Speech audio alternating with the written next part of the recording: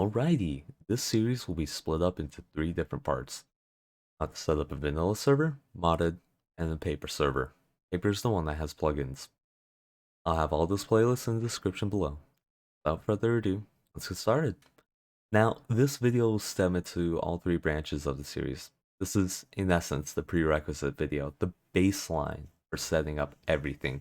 If you know how to do stuff, then skip ahead to wherever it is that you need help. However, if this is your first time, you should probably watch everything. All that you need is a Linux or Windows machine.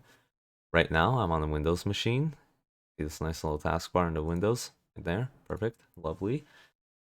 But this tutorial will focus on Linux, as I have all my stuff hosted on Linux, and it's fast, lightweight, and it's not as hard as it seems. Now, to get started, I'm going to use Ubuntu Server Minimized. It's an easy distro to learn, and it's quite powerful and small.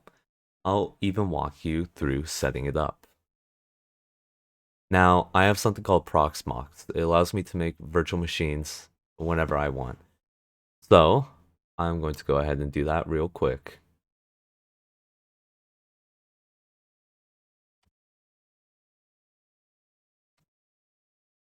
And with that done, I now have a virtual machine.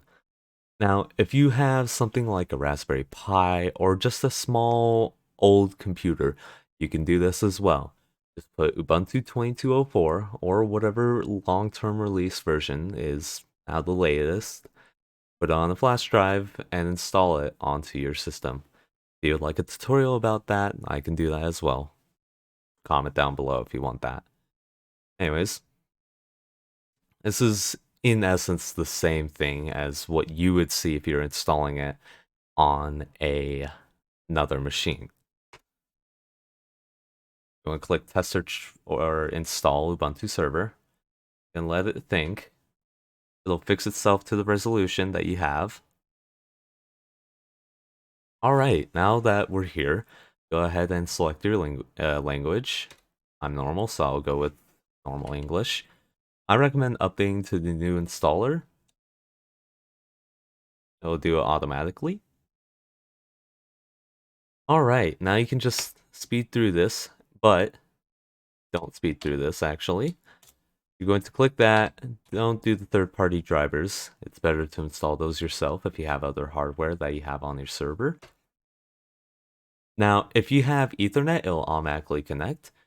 But if you have Wi-Fi, you're going to have to put in some details. Quite easy. I don't have Wi-Fi, so I have no clue how to show you. But yes, I've done it before, so it's easy.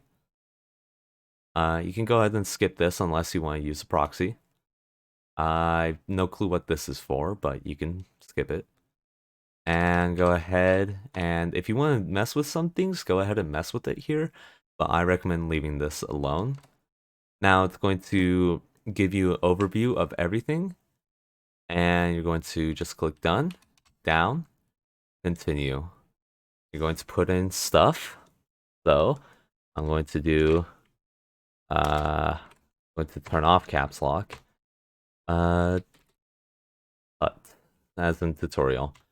Username. And do silver. And choose your password. Now, yes, it blocks it, so I could show you this. Okay. Now you can click done. And I recommend checking this box. If you have a SSH identity, then go ahead and use it if you want to.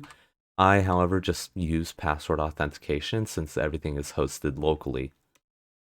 Now, you can click done. I recommend skipping this for now. And now we just wait for it to install.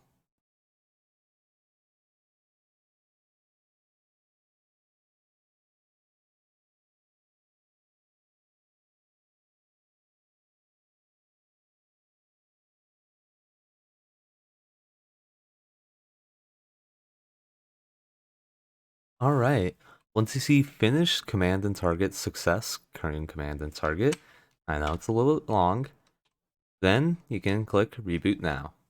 Now, usually it's going to be like, please remove the installation media. That means you remove the USB from your computer and then you hit enter. All right, now go ahead and log into your machine.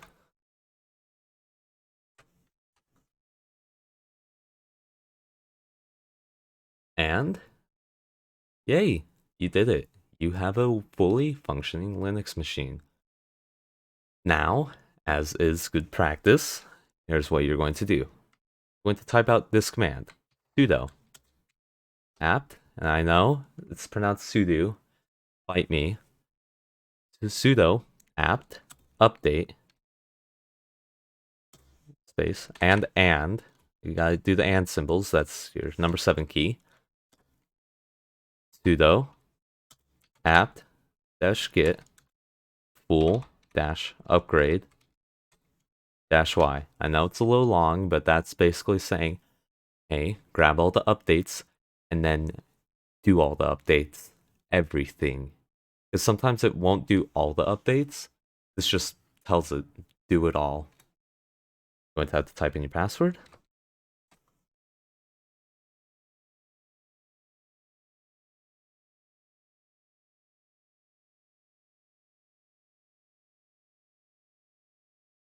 I'm going to ask you which services should be restarted. 1, space 2, 3, 4, 5, 6, 7, 8, 9. And don't do 10, because I'll say none of the above. And there you go. I recommend running the command once again, just to make sure that I didn't miss anything. Perfect. 0 upgraded, 0 installed, 0 to remove, and 0 not upgraded. Now, with that out of the way, here's what you're going to type. Sudo, if I can type, apt install open JDK, we're installing Java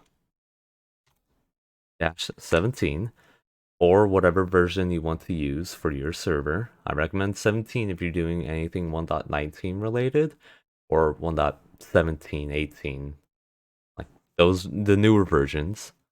Open JDK-17 JDK -y.